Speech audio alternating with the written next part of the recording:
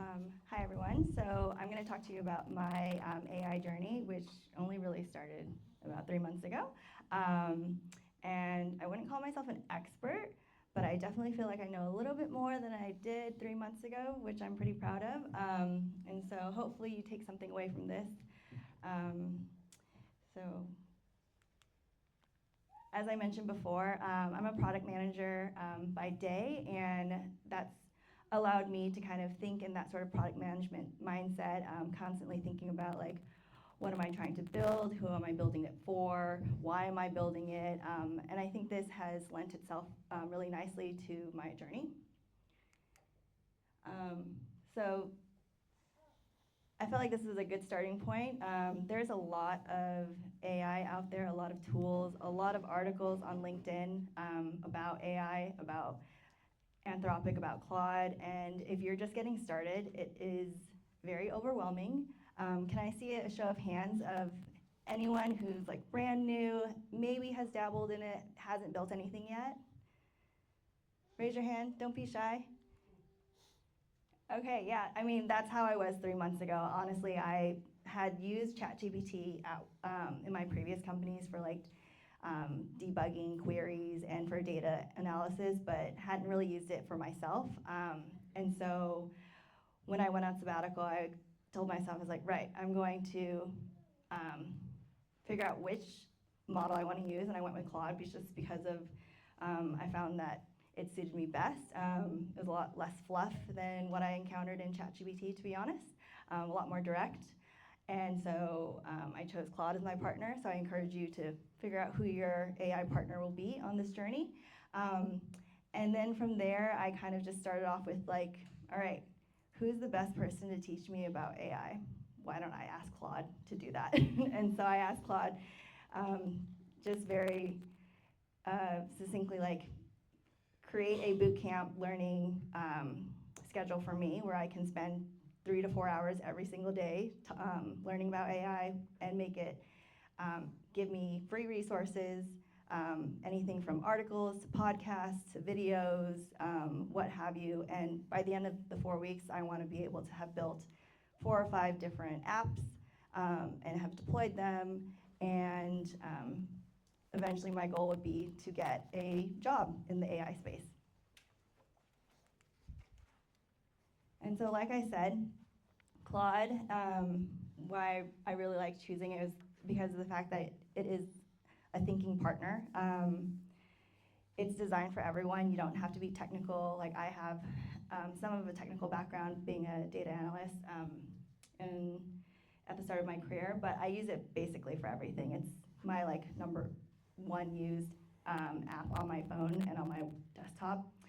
But I use it, this is how I use it. I use it for things like, as a life coach, whenever I'm reading a book that has any lessons to draw from it, I will ask it to help me summarize it and synthesize it and figure out how I can apply it to my own day-to-day. As my research assistant, when I'm trying to figure out, like, if I'm trying to build something, like, how does this product fit into the market? Is it a market that's already saturated? Or what features can I build into it, that sort of thing. Prototyping, I'm sure a lot of people here probably have a notebook or a notes app where they have a lot of ideas that's just kind of collecting dust. And you've been trying to figure out how to take those ideas out of those apps and off of paper and into real life. It's really great for prototyping. And then your coding partner. I'm sure a lot of you are familiar with Claude Code and how it is a great coding partner. And really, it's just your imagination that's the limit. There's just so many different things that you can do with it. And if you've seen, like, on LinkedIn, a lot of people posting about, all the different things that they've built, there's really no, like, limitation to it. And so to start off, what I quickly learned when I was starting off is in the data world, there's a really common term called GIGO, garbage in, garbage out.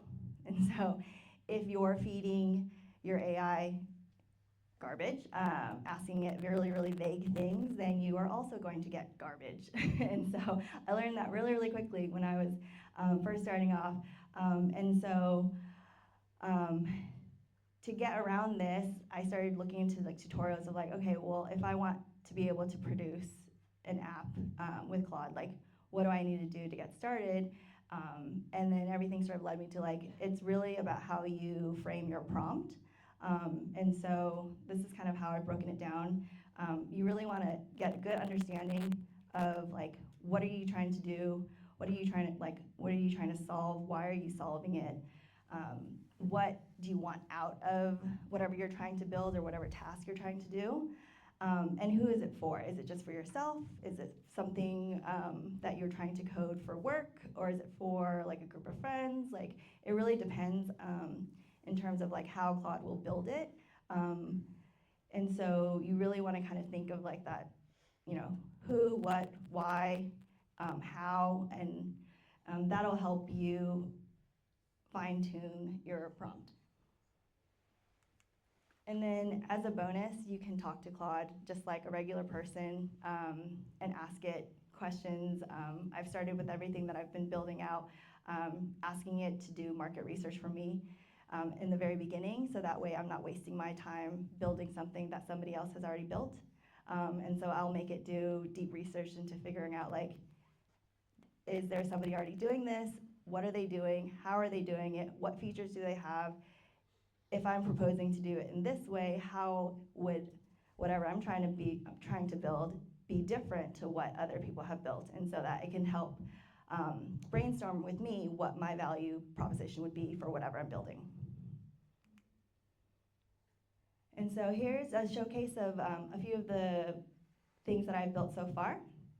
And so these are just ideas that I've had just sitting in my notes app, and there's a QR code you can get to my portfolio, which was built by Claude, to see what I've built out, and it includes also case studies of how I've built it out, what I've used, what the tech stack is, why I built it out the way I did, to give you an idea.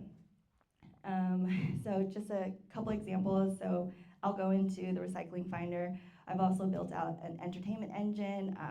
I was really tired of scrolling and asking Google what to watch after I finished something that I was obsessed with, and so I just built a recommendation engine for myself to get my latest obsession of podcasts, books, TV shows, and I've added filters onto it so that I can make sure that it's like under 30 minutes or what have you, sort of thing.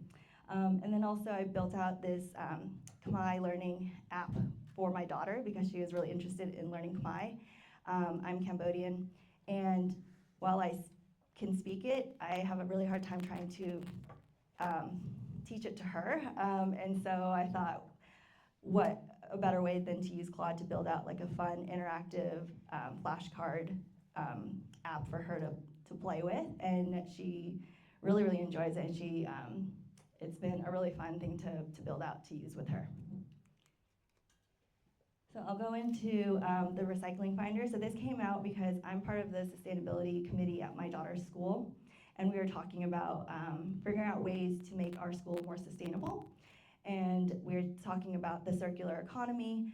If you're not familiar with the circular economy, it's trying to figure out how to reduce our waste and figure out where we can recycle things so that not everything that we purchase goes into the landfill. And so just talking to some of the other parents, we had mentioned a few different websites that we were using to figure out where we could recycle household waste. And so I thought this would be a great thing to build with Claude. And so my original prompt was, I want you to do the research for me to find as many programs as you can that are doing recycling in Australia. And then I want to see if any of them are free, if you have to pay to use them, if they offer any sort of rewards. And then I started off with, I just want to put this in a Google Sheet. And then once it did that, and it actually provided me with a lot of really good information, I thought this would be great to share with more people and to really expand it. And so then I asked it to figure out a way to build it into a web app so that I could share it with people. And once it did that, then I started sharing it with people, and then I realized I need a way to store persistent data, so that way if somebody has a suggestion for a recycling program, they can add it to the website, and then this can really start to grow and become like a community resource rather than something that I administer. And so I worked with Claude to say like, okay, I want to be able to share this as a community resource, and I want others to contribute to it as well. How do I ensure that if people are going to add things to it, that it's persistent across all devices for everyone? And so I worked with it quite a bit to figure out the best way to set up storage for it. And then I asked it, I was like, okay, great. Now I'm ready to deploy it. Like, I don't even know what that means. Everyone just says that you need to deploy it. And so I worked with it to figure out like the best way to deploy it. And so it suggested Vercel. And this is the live site, and you can go to it and you can use it today. And it uses natural language to recognize like any words that you're typing in. So you can see here, like you can type in frying pan, you can type in mascara, you can type in like paint cans, like what have you, and you can add more programs to it as well. So I encourage you, if you are trying to reduce your waste and trying to figure out where to recycle things, and you know a program, please add it to my website.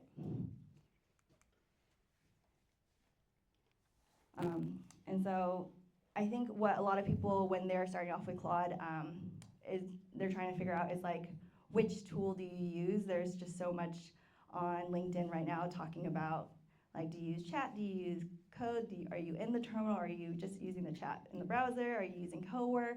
And so I've kind of just tried to distill as best as I could the reasons why you would use each tool. For myself and for what I've been building, I've just been using chat and generating code that way, and just working with it directly in the desktop. But you can use it on the terminal, and everything that I've built so far has been free, which has been great, because while I do want to invest more money into it, I don't want to spend too much money if nothing works properly. So this has been, I've only just upgraded my subscription, but everything I've built out so far has been on just the free plan, which has been really cool to see that you can even do that. Whereas before, like a year ago, I thought you would have had to pay a developer to do all this stuff. So I'm pretty excited about that. And so some key takeaways is just get started. Like, if you have an idea, just plug it into one of these chat assistants and figure out like what do you want to do, and like get it to ask you questions, so that way you can, you know, brainstorm and fine tune your prompt and figure out what you want to build. Focus on progress, not perfection. There is nothing that I built that didn't require me to iterate like 4 or 5 times over before I figured out, okay, I want to deploy this version. I think when I first built out that recycling finder, I probably downloaded the code like 30 times and uploaded it to GitHub like 30 times before I realized, wait, it's not working the way I want. And so it's a lot of iteration, and you learn each time, and then getting feedback. I'm sure everybody, hopefully everybody has somebody in their trusted circle of where they can ask for feedback, whether it's a friend, a partner, a mentor, a classmate, whatever it is, that you can just like, hey, I built this with Claude, can you give me some feedback? And you can also just even ask Claude, like, how would you improve this? What are other people doing? And, you know, work with Claude, and when, like, as you work with Claude, you'll get to see that it learns your style even more, and then you just build that relationship with it. And then just adapt your approach, like try to be as nimble as you can. And here are some resources that I've listed out that have helped me on my journey. So I encourage you to take a look at them. A lot of them are PM focused, but I think really, really great for trying to get yourself into that mindset. Oops, sorry, I'll leave that on.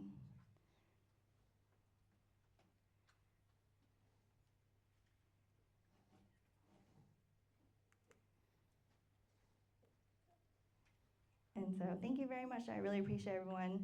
But here's my QR code to my website. You can see what I've built out with the case studies. And then you can also get on my wait list as I build out more things. So thank you. All right, amazing. Thank you so much. Do you want to go back a slide? I think there's a couple of people that wanted to get the resources again. Yep. Do we have any questions from the audience on how Kristine built this or what she learned? Ask her the hard questions.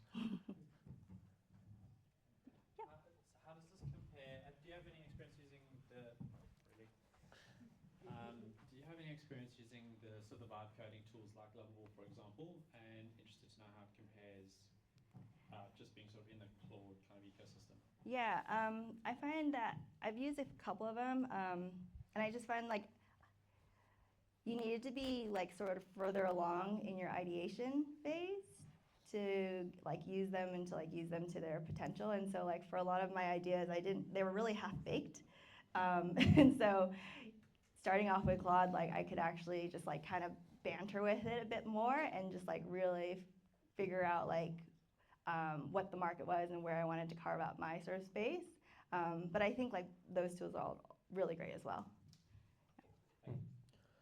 Yeah, anyone else? I'm just wondering, how do you get the user to test that it's a product market fit? How do you get feedback, iterate your product? Yeah, so for myself, I've just been like email blasting all my friends. And just putting things like, yeah, just kind of sharing it with my friends and getting them to share it with their friends, and sort of just using like my own network to get users. Hopefully you all will go to my website and also become users so I can get more feedback. But I'm just kind of slowly growing it that way. All right. What was the most mind-blowing thing that you learned or discovered with Claude over the last 3 months? I feel like a few of the ways that I've built the apps were quite similar in like how I asked Claude to do things, but then it generated like very different results for like for the different projects, and so that was really interesting to see. And so I've kind of gone back on some of my older projects and like redid them based off of the newer stuff. So I thought that was pretty interesting. Yeah, it's the more you learn about what Claude is building and how you can talk to Claude, it's like, oh, I probably should go back and like review what I've done there. It's still, I'm probably more than a year past that where Kristine is, but I still have the same. It's like, oh, find out something new. And then also there's the new evolution of the tools and what all the different tools can do. So yeah, it's never stop learning.